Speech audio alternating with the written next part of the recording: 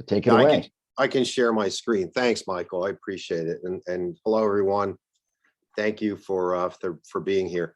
So our business is a little It's unique and very, very interesting. Keith knows a lot about this. He's been through it before. So Keith, sorry, buddy. I'm going to repeat what you and Al have talked about probably a dozen times.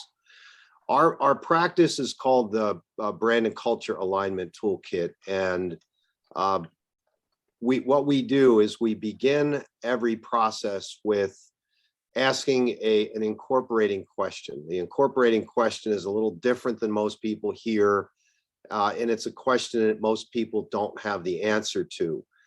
We've developed this scientific instrument that cognitively helps people get their head wrapped around the answer to this question. Imagine or visualize your entire team or your organization as though it were a single person doing its best work on its best day to deliver all of its promises and achieve all of its goals. What does that look like? Now, we've done about 11,000 of these over the last decade. My partner and I developed this together. I'm coming from it more from a marketing perspective. He came from more of an organizational change management perspective. Al, my partner, has a background in social psychology. So this instrument, this exercise that we developed, basically is developed off the Carl Jung archetype of personalities. So Carl Jung was a protege of Sigmund Freud, and a lot of these exercises are just word associations, so that when you're thinking about this avatar, this business avatar, as though it were a single person doing its best work on its best day, what words come to mind?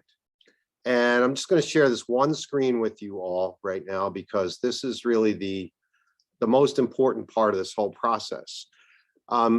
When you think about these words that come up in our exercise, this is the scan, a PET scan of your frontal cortex, and there are certain parts of it that light up.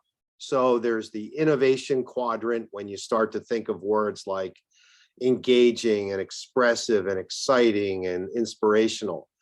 Creative agencies are typically very innovative agencies, but we're doing a 1,200 person college right now, and that's pretty much where they landed. They landed in the innovation quadrant. If you go to the left and you look at the other quadrant there in harmony, these are people or organizations that think of themselves as being predictable or compliant, or, following a methodology or, consistent way of doing business. Now, I will tell you that just like our personalities, if you've ever done a Myers-Briggs or a DISC or a Hogan, we are a combination of things. So not every company is one thing or another. You're definitely a combination of things. Up to the upper left is a company that looks at empirical data as something very important, and they're very scientific and analytical and careful in their approach. The CERN physics lab comes to mind, or organizations that are really into data capture. And then the fourth area is Resolve, very assertive companies, confident companies, direct companies. We've done a little bit of work with the Lockheed Martin Defense Division, and that they fit that category. So that's kind of how the whole process begins. And when you go through this exercise, these 80 questions or so, you start to formulate in your mind what that archetype might look like, or what that avatar might look like. We end up with results. So we don't usually give it to everyone inside the organization, unless it's a company that's, less than, say, 30 or 40 people. Then everyone will get an online survey. It usually takes about 15 minutes or so. Once we have the results, we then plot them on that chart, a chart that looks very similar to that quadrant I showed you. And that will be the average of where everyone landed. Now, I will tell you that in most cases, out of the 11,000 that we've done, the majority of companies, about 320 companies, are very divergent. They end up with a very huge spread as to where they believe the organization ought to be or ought to be going. We have indices that indicate that. So there's an index of, we call it resonance. Are we resonating with the stakeholders? Our index of consonance, which is, are we singing from the same sheet of music in a sense? And then the overall index of alignment. And typically the index of alignment is very, very low in most companies, believe it or not. Once we have the average, we then go into a room and we have a pretty widespread conversation about where we're going. Now, the beauty of this is that because it's about this North Star, this business avatar, the emotion is sort of checked at the gate. It's really not about you at all. It's about the company that we're working for or the team that we're working for. So there's not a lot of bickering about where we're going. It usually takes about an hour or two to get to this consensus spot on the chart. And then what ends up happening is when we finally get to that point where we plot the spot that we are, where we want to aspire to be, what falls out of that with a fair amount of work, several workshops, are commandments, or we call them aligned inspirations, where they're codes of conduct, where how we behave as an organization. This is how we conduct ourselves. And once we have that really nailed down and we feel very comfortable and confident with those 8 or 10 or 12 commandments, we'll then pass that around to the entire organization. And we'll ask everyone in the organization to come up with their own personal alignment plan commitment that are observable behavioral changes that everyone can see inside the organization that get you closer to that, we'll call it the North Star, right?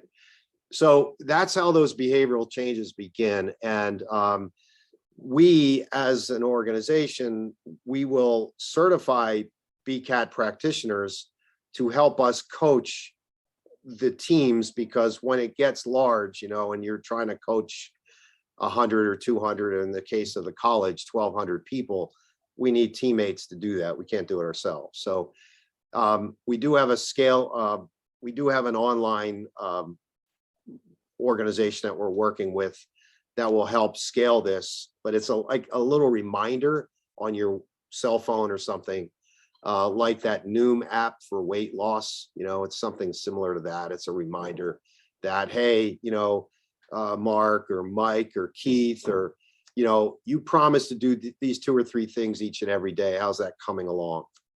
For our marketing folks, what spits out of this process is a very concise brand positioning statement. So you see the colors. If I can share that with you one more time real quick.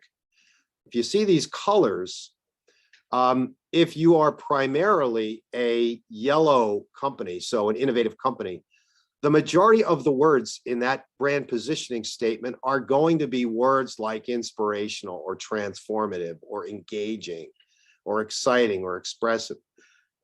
If you have an argument about whether or not you like that word in the brand positioning statement, you can replace it, but you have to replace it with a like kind word, like another yellow word.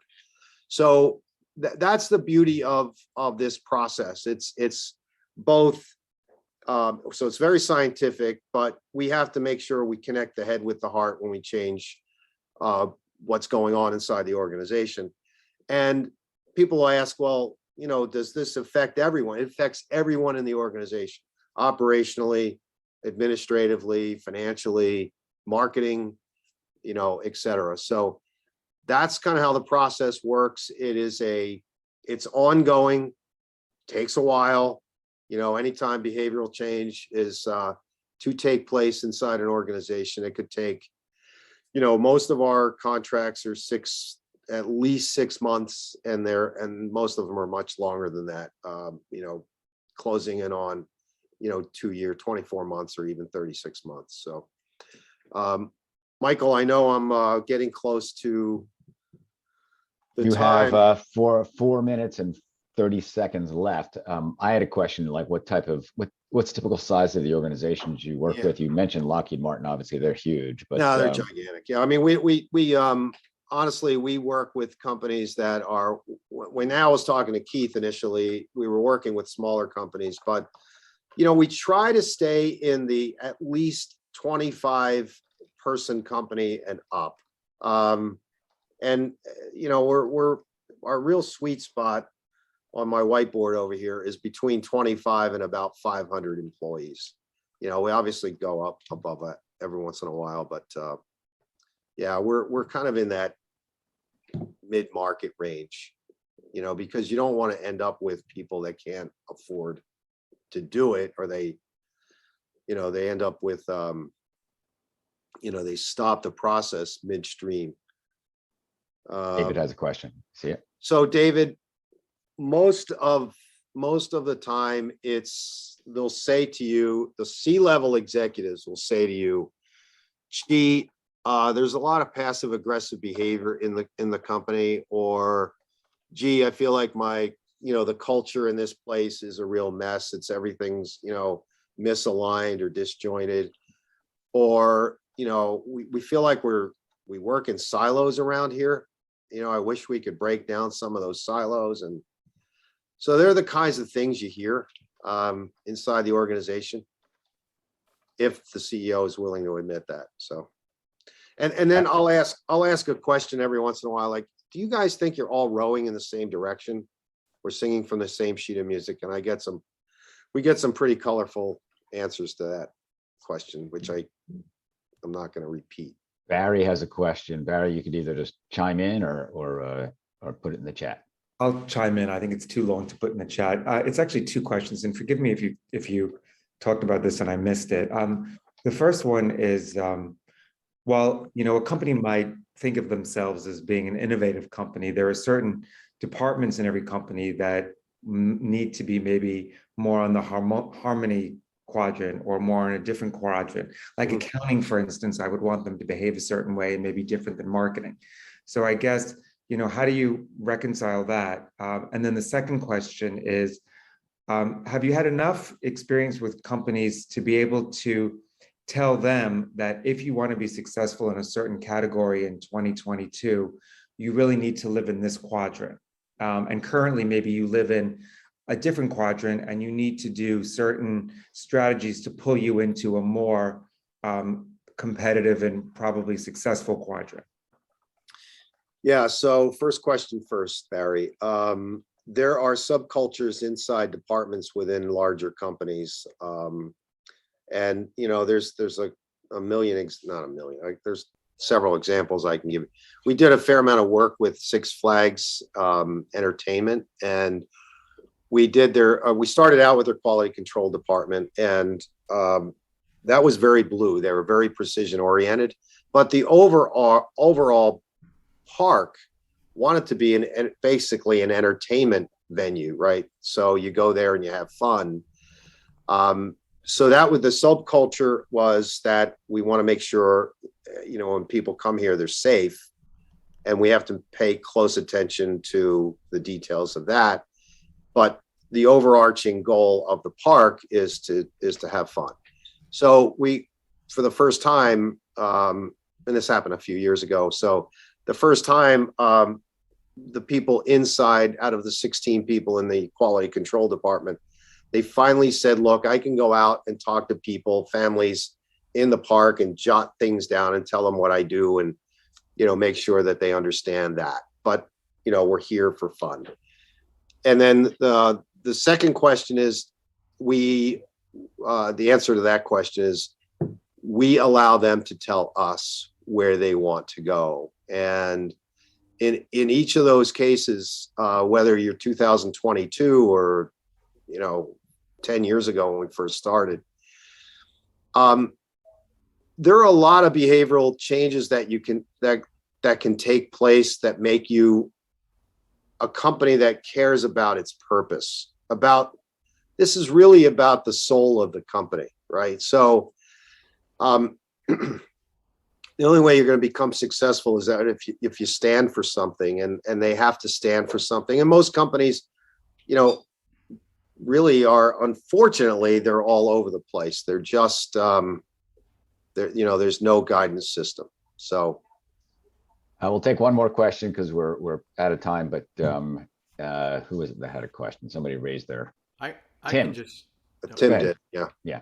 So once they go through the process and you determine that they're a harmonious company, Mhm. right? Mhm. For instance, and they say, but we don't want to be a harmonious company. We want to be an innovative company. Mhm.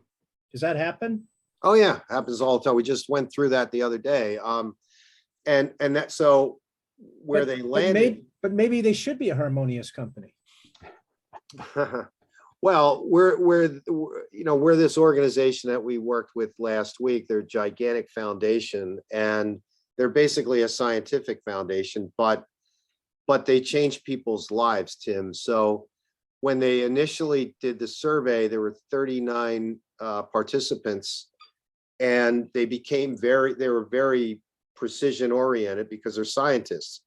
But during the workshops, they realized that they needed a lot more innovation, and what they were doing, they were losing a lot of these postdocs that were coming in from college and working there, and they were staying for a year and a half, and they were leaving because no one really embraced that ingenuity, the innovativeness of what they were doing and changing people's lives. So they had to make a slight shift from being, introverted scientists and not communicating this innovative style that they had, to a much more open, innovative conversation on a regular basis for the balance of the team. So usually, I understand. I Yeah. understand what I have a pretty firm understanding of what you do. good. Great. Well, listen, that was great, Mark. Thank you so much. Thanks, Michael. Thanks, everyone.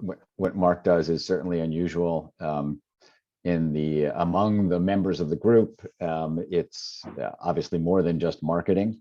It's aligning the brand with the culture, hence the name. Yeah. So thank you again. I am going to put in the chat the order in which more or less people showed up. You know what? I'm going to maybe move John a little bit later so we can get the sense of, since he's completely new to this, that's John Hampson. Oh, I'll jump in first. It's fine. All right, hold on. Let me put it in the chat. Where's the chat? no guts, no glory. No guts, Yeah, no I'm glory. a little bit younger, green So in my career. We'll do how many, first of all, take a look at that list, everyone, and make sure your name is there. If it is not, let me know. This is roughly the order in which people showed up. And so we'll start off with John. Give us, let's see how many people we have. Give me one sec. Gallery. So we have 3 by 4, 12, 13 minus, so we have 12. If we did, so let's say 2 minutes or 2.5 minutes, how about that? Tim's not on there, Michael. Tim Gannon is not on there. All right. Sorry about that, Tim. And Rajiv. Oh, Raji's on there. Raji's on Oh, he there. is. I'm sorry. All right, sorry. so I'm adding Tim to the end. So John, I'm going to put you on speaker mode if everybody else would go into mute so that it doesn't switch from John being the speaker to anybody else. John, take it away. Hey, thanks. I was invited by Matthew Silverman. Some of you may know him from this group. I just met Michael last week, so glad to join you guys. I'm located in Phoenix. I'm 32. Used to work an agency role, and in college I was an English grad, so kind of different approach getting into marketing. Most of the people I've interacted with actually went to school for marketing or business. So a little bit more like copywriting was my angle. Kind of got into more technical SEO, building websites, kind of generalist in that, technical background. And then I moved into PPC, which I've really been more fascinated with the recent, all the evolving changes that happen week to week, month to month, and just the engagement with clients and performance and things like that is just a lot better. I've recently given a couple talks at some financial conferences regarding Facebook and Google Ads. So I'm pretty familiar with the platforms. I've got certifications, like 50 different platforms or different tiers of the different platforms. So I do remain kind of a generalist, and I'm finding that that's kind of rewarding recently, especially as like the Facebook iOS changes. Some of you may be familiar with that, working with that, but just kind of being able to navigate the business owner through all the technical challenges and kind of understanding their business and communicating that more effectively instead of just, focusing on Facebook ads or one platform or one tool necessarily. I've had a lot better discussions with people, a lot of difficult conversations explaining that, what might have worked in the past probably won't work again. But it just kind of, that's where I'm caught right now, is just kind of understanding where I'm fitting into the whole marketplace, trying to move more out of the implementation side of things and more into the strategy, which is where I found a lot more utility for the clients as well. And a lot of the tools are becoming automated, which is really helpful because you don't really need as much of a staff to kind of put things together. So I'm not a designer. I know that for sure, but I'm kind of looking to team up with somebody in that realm that actually is a pro. But that's I've kind of relied on my clients to do that so far. But just kind of floating around the general marketing space and kind of finding my niche. I've been working with jewelry clients, really a lot of e-commerce, outdoor goods, just a wide variety of different things. And then also recently struck up a kind of business relationship with a guy I met on Twitter. We've been working together for 3 years now, and we've got, I'm kind of teaching him how to do some sales, some of the marketing and stuff too. He's like 5 years younger than me. But it's to a point where we've got 15 clients now on the board, and it's kind of escalating from here. So it's getting pretty good. He does the client side stuff, but just enjoying the process and happy to connect with some more folks. So thanks for having me. Thank you and welcome. So yeah, I have you down PPC with a focus on e-commerce, Facebook, Google Ads. Wonderful. Okay. Next up would be Nedra. Hi, everyone. I'm glad to be here. My name is Nedra Razinas, and I'm from Portland, Oregon.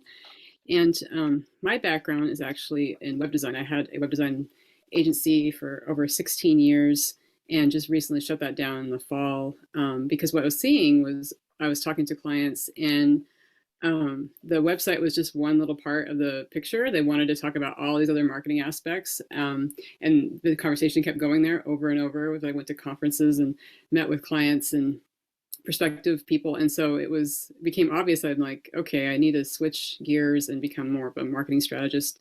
And also it was really painful to tell people, you know what, you're not ready for a website. And I don't know how many of you guys have had that situation, but it's really hard when people get really adamant and they're like, but I need a website, and you're like, well, you're not quite ready, you should do these things first. And they get really huffy, and it's kind of fascinating to watch that.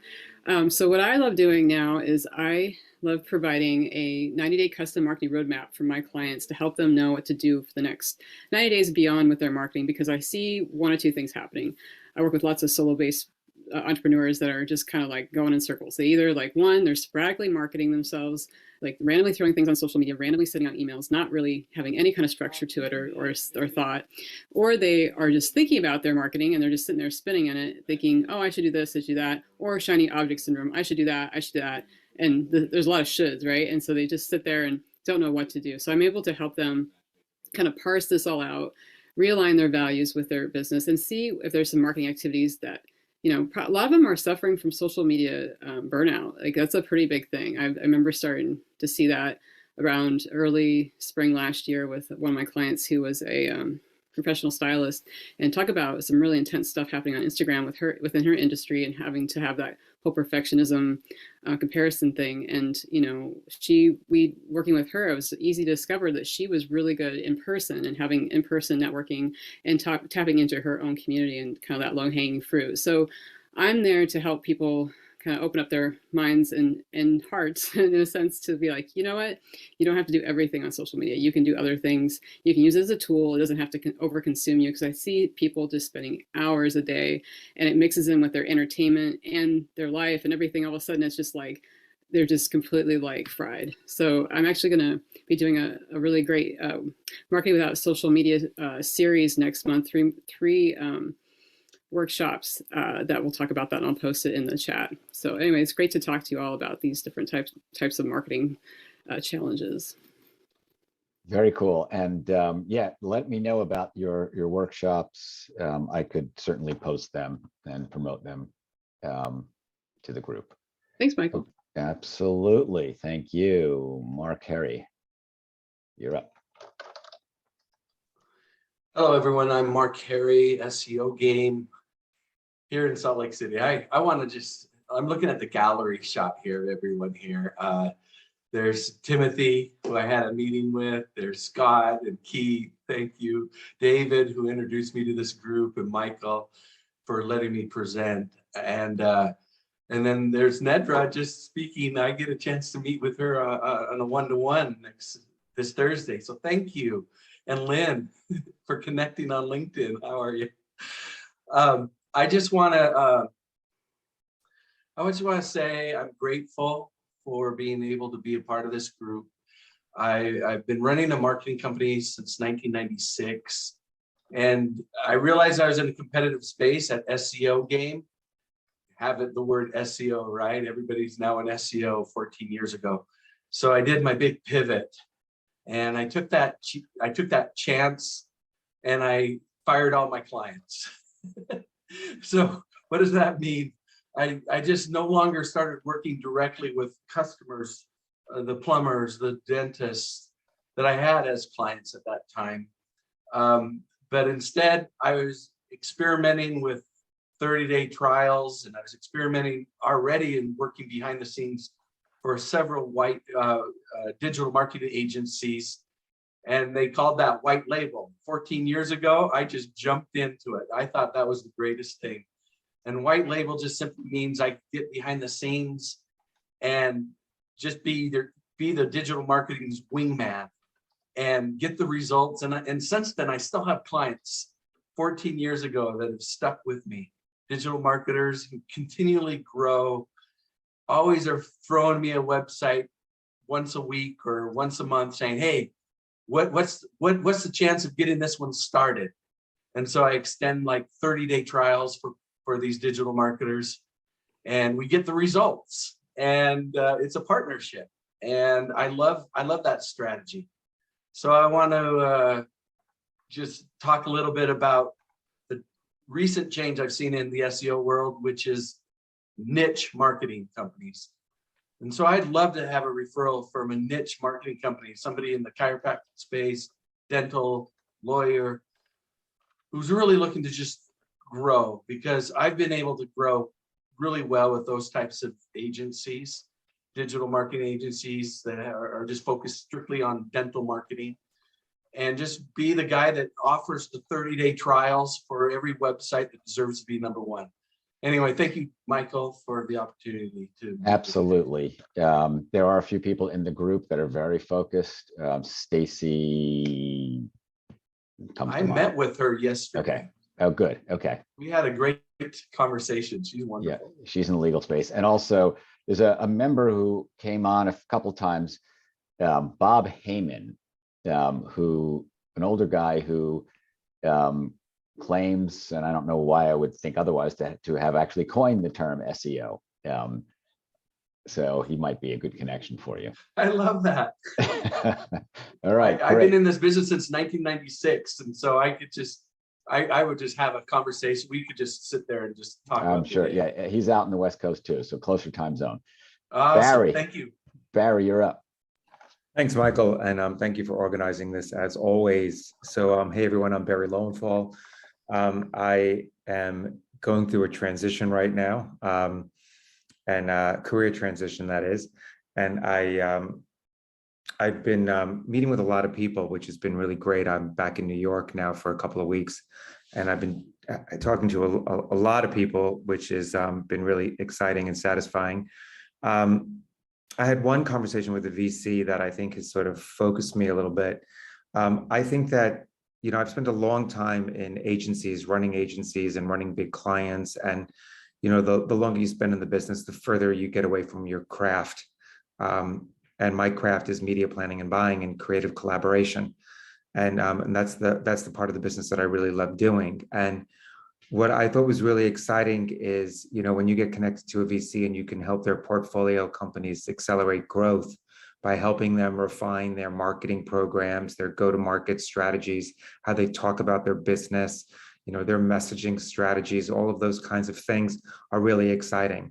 And it's an area that I hope I can kind of like fine tune and refocus myself into. So, you know, working with founders to help them drive their business is something that I'm looking forward to getting more involved in. That's it from me. Michael, you have more time now for somebody else. I do. And so did you say you want to focus on media planning and buying or not necessarily?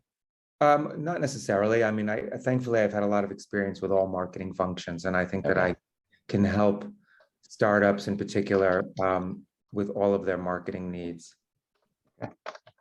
Startup focused for now. Okay. Cool. Got that down. Steve Guberman. Thanks, Welcome Michael. back. Hi, everybody. I guess apologies ahead of time. I've got a wicked headache, so I don't feel super engaged, but I picked up everything that was shared. Mark, thank you for your presentation.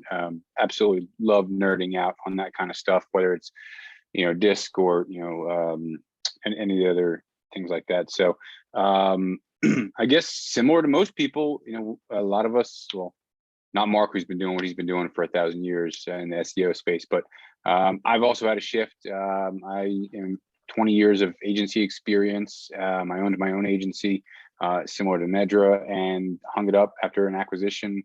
We were in business 10 years and, you know, grew to a very healthy stature.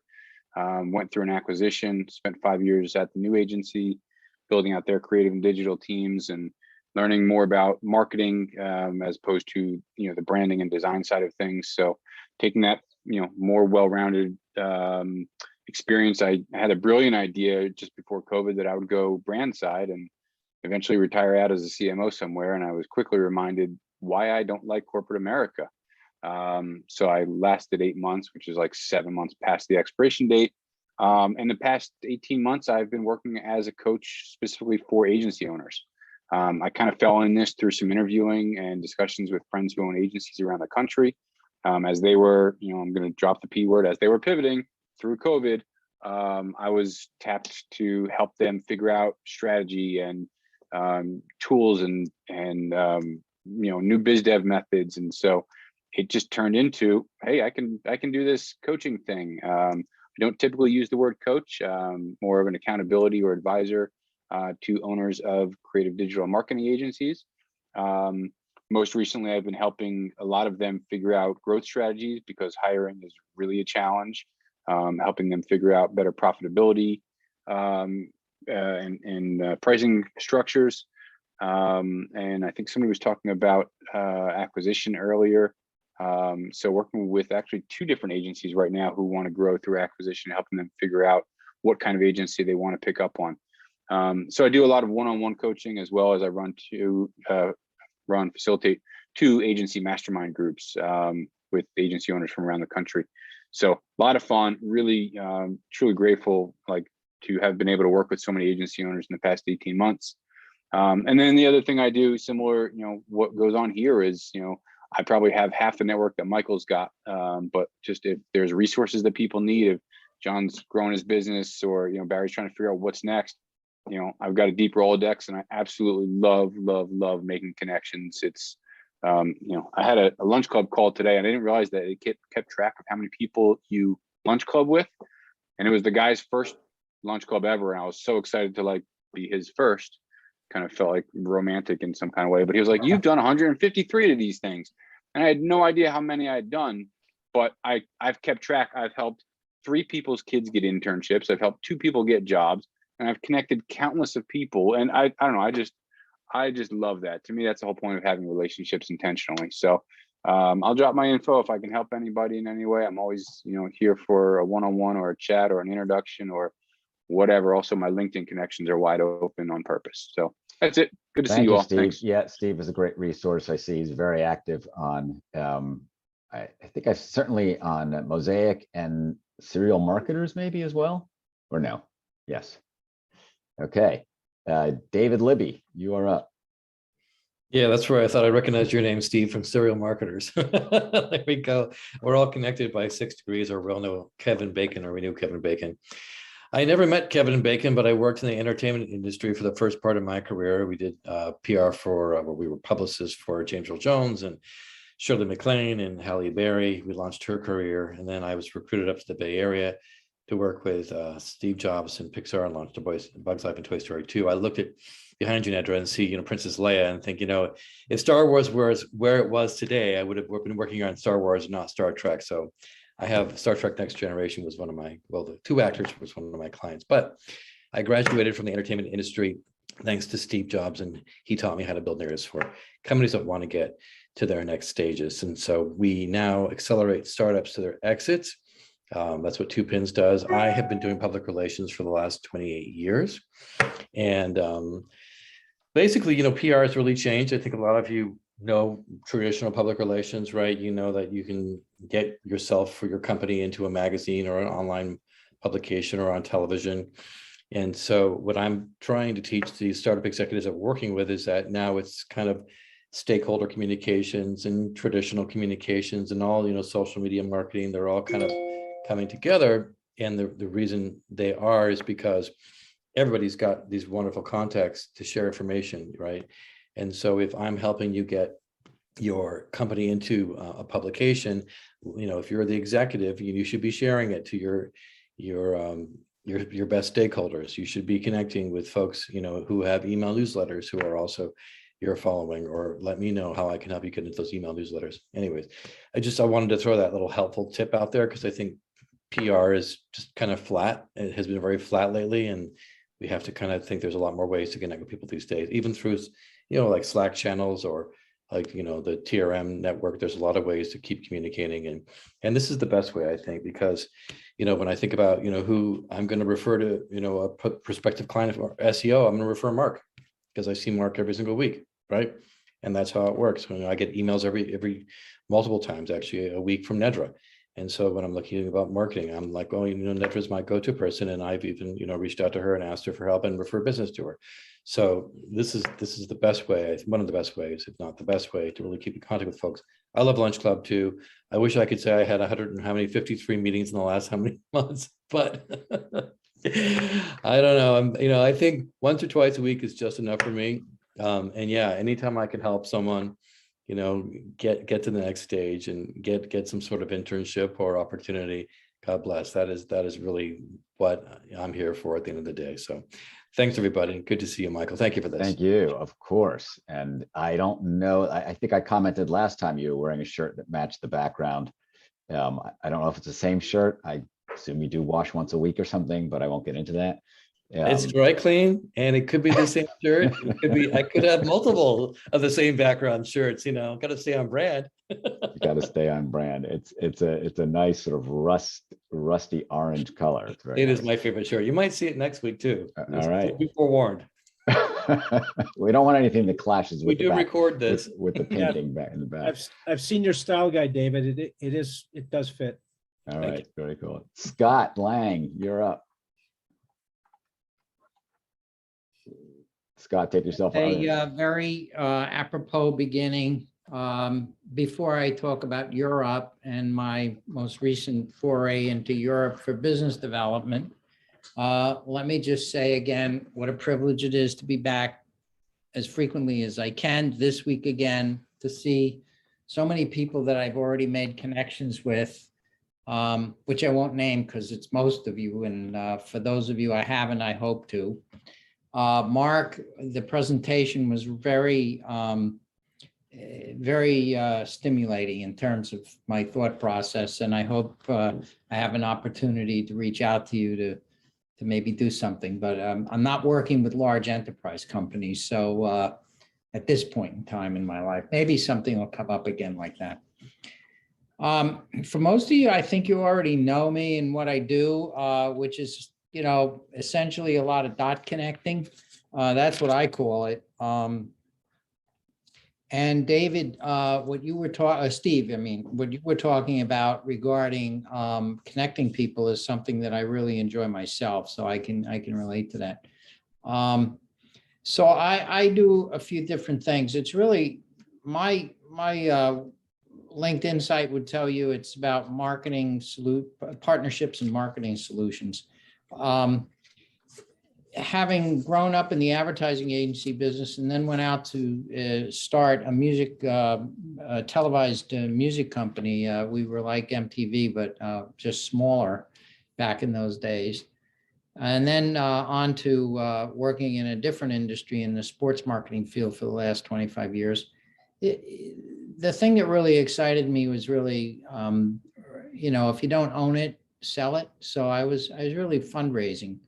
And so that's really what I do.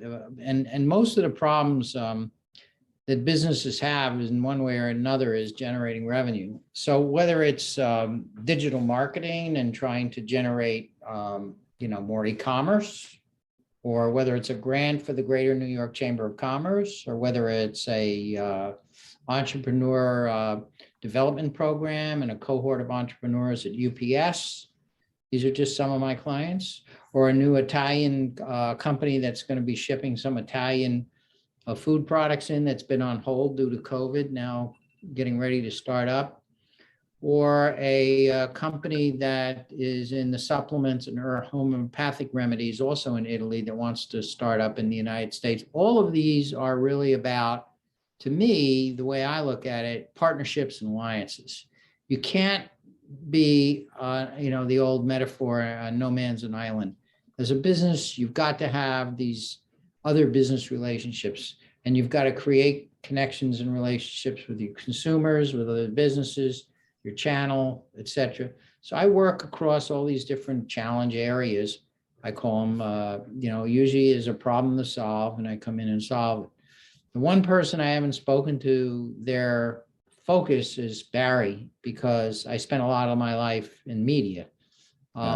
And was the head of television at SFX, for example. You probably bought stuff. I got to cut you off because we're getting, actually have 10 minutes left. I'm Yeah. over my You limit. are. Usually I'm under my limit. I'm sorry. Thank you That's very all right. much, and goodbye. Thank you so much, Scott. Keith, you're up. We have 10 minutes left and 5 people, so cutting it Oh, yikes. cutting it close. Go for it. I'll cut back to a half hour then. So, Mark, terrific job. And, I appreciated Al's generosity because I was a COVID startup, having lost my job at the beginning of the pandemic. And we were trying to invent ourselves. And we used the quadrant to really get a bead on who we were. We are, in a large sense, analytical and creative.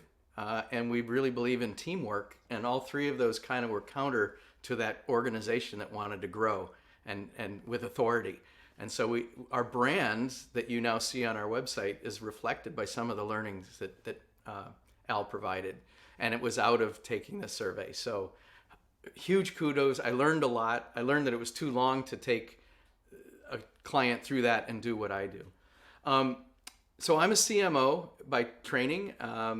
And experience, mostly with smaller companies, but I've also done work in sales and marketing for Apple and IBM, and got tremendous training and experience in the 7 or 8 years that I was with those 2 companies. In 2017, I had a double pulmonary embolism and wound up going, I had to write that damn book that I've been talking about for a while. And so I did, and I wrote a book called The New Content Culture, and it's about taking a process approach to creativity and building content that's more than content. It's the events you surround your content with. It's your marketing automation. It's the community and events and how you take that content out to the marketplace and throw a party so that people want to come and hang out with you for a while and hear your message. And so I've distilled it down to 7 buckets that I'm trying to teach people.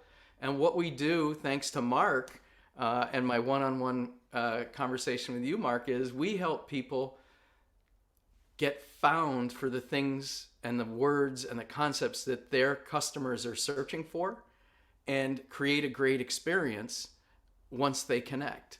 And that's what the power of content is. And so I've, over the last 18 months, created a training, consulting and training company. And I am looking for organizations that want to take a documented approach to building a content strategy by doing research, SEO, market research, customer interviews, and then taking this 7-bucket approach to build a content strategy and then help roll that out through the organization. Thank you. Absolutely. Thank you. You are my content man. Okay, Rajiv, you're up. Rajiv, you here? Yeah, no, I'm here.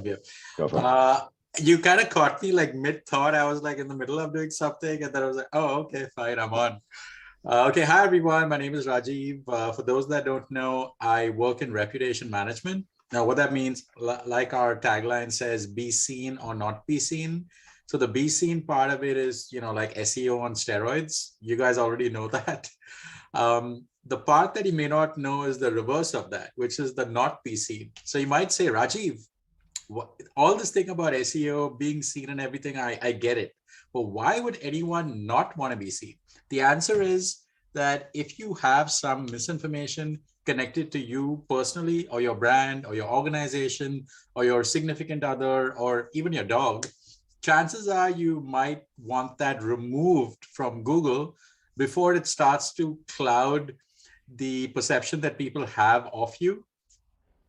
To give you a small story, a client reached out to us who was in the job market, and she was in the job market for like 6 to 9 months, finally got an offer from her dream company, high 6-figure offer.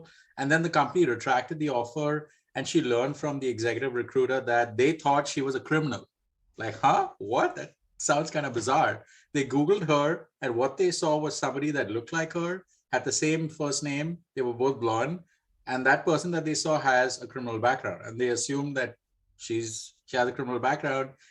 Sorry, not sorry. So she reached out and said, Rajiv, can you help me? I said, okay, sure. And we sorted it out for her, deleted that link from her Google.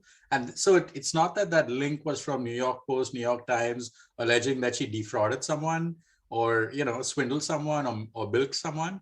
It was just one of those sites from Truthfinder, People Finder, Redaris.com, those sites that publish demographic information. And that seemingly, benign thing was causing some real damage. And with that having been removed, she was then able to salvage the situation and get that offer restored. And now she's very happy at her new dream company. So that's just one example of how we rescue clients from predicaments like this. And my ask is, so a lot of our business comes from referrals from marketing companies like you that either give us referrals for revenue share or white label us, and either is fine. So that's my ask. And as far as intros go, if anyone knows people in entertainment, music, sports, introductions to people involved in that, either from the legal side or from the talent management side, would be greatly appreciated. Thanks for your attention. And if I don't know you yet, I'll be putting my calendar link in the chat. So please hit me up, and I'd love to get better acquainted. Rajiv is definitely a super networker. Lynn, you're up. We're getting to the top of the hour, but take it away. Good evening. My name is Lynn Donaldson, and my company is Connect Strategic Solutions. And we do something slightly different in that we work in the pharma life science industry, and we help the companies to launch their products. We usually work with them 4 to 5 years before launch. We help them build the team, develop the strategy, and then implement to that strategy. And you'll see Rajiv and I are both have the same background, because one of the things I noticed when I was working with my teams was they have information here and information there and information there. and the information wasn't coordinated. And I think somebody mentioned earlier about information being put in different places. So Rajiv and I partnered up to develop a software, which is a Lilly Launch Tools, and it's specifically designed for the pharmaceutical life science industry. It works from your goals right down to your activities. And what it does is it allows you transparency for a global company or at the local level, transparency on how everything ladders back up to the goals. So why are we doing an activity? Oh, it's that objective and which ladders up to that goal. And so you can do your senior management presentations really quickly because you know what everything's been done for. It's not just we'll do 4 ad boards or we'll do this advertisement. Why are you doing something? What is it laddering back up to? So that's what we're kind of doing as a joint venture. And I can't promote joint ventures enough. Rajiv and I are a bit like yin and yang. We play off each other, but we play on each other's strengths and weaknesses. And so we build each other up, and we've developed a really close working relationship. And I love partnerships. It helps us all grow. It helps us all develop and build. So that's what I wanted to say. So, Thank you. Thank you. And somebody submitted a new listing. Was that you today? I didn't take a look at it yet. Okay, I think you need to submit your listing. Tim Gannon, you are up. I'm Tim Gannon. I'm in Brooklyn. I have a company called Big Work Digital. We're a hybrid marketing and production company. First of all, I'd like to say Mark Iario, it was a great presentation. And Steve Guberman, I know you from Mosaic, which we just got a really cool gig from Mosaic. We're doing this really, really super sexy high-end video for this company, thanks to Mosaic. And Mark, it was great talking with you, but I'm going to talk about something else that's really, it's totally about me for just 30 seconds.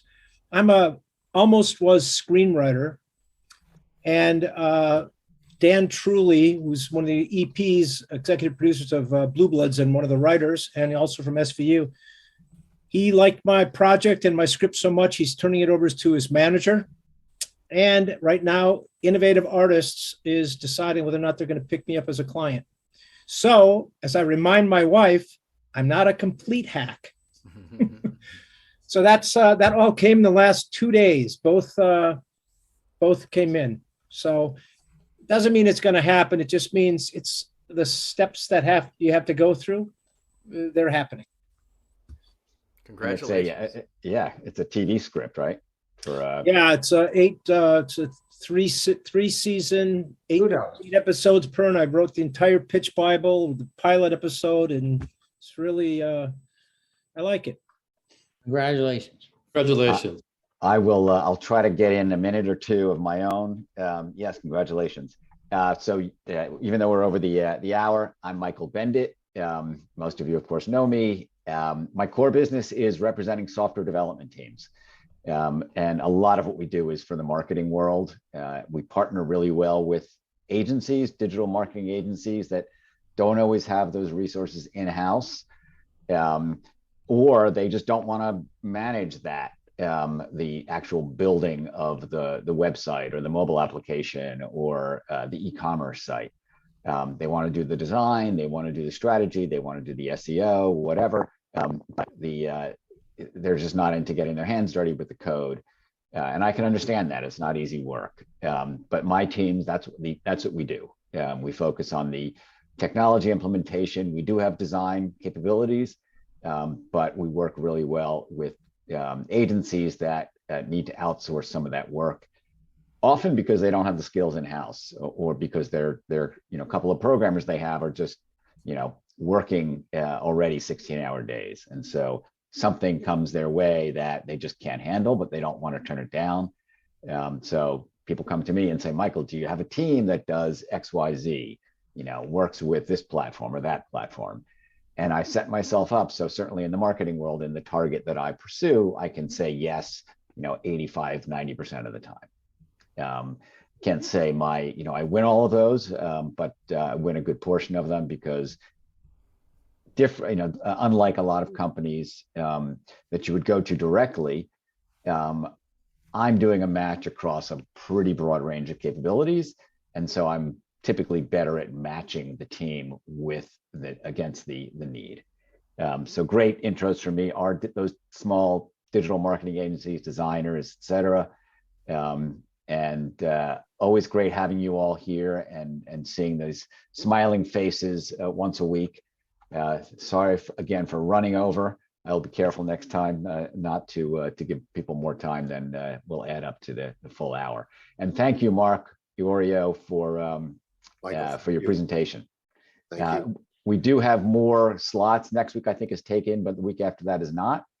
So hit me up, or just go straight to the site. If you can't find the site to sign up, I will help you find it.